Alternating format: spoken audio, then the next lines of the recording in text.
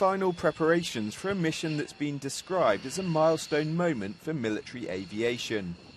On the deck of the USS George H.W. Bush off the coast of Virginia, US Navy personnel make their final checks before launching an unmanned drone from an aircraft carrier for the very first time.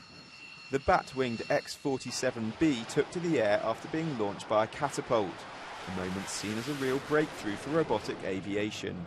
In a statement released via the US Navy website, Vice Admiral David Buss, Commander of Naval Air Forces, described the launch as a significant pixel in the future picture of our Navy, as we begin integration of unmanned systems into arguably the most complex warfighting environment that exists today, the flight deck of a nuclear-powered aircraft carrier.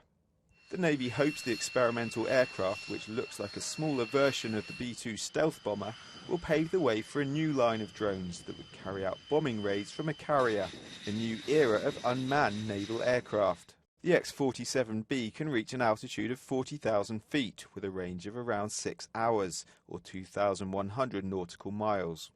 Drone aircraft are already used extensively by the US Army and Air Force, but they are a controversial military asset, with human rights groups voicing concerns over their use.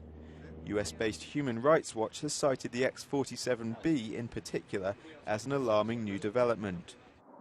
Safely touching down at a naval air station in Maryland after a 65-minute flight, this first at-sea launch was deemed a success. The next challenge will be landing the craft back on a carrier flight deck for the first time, a milestone the Navy hopes may come later this summer. Tom Bailey, BBC News.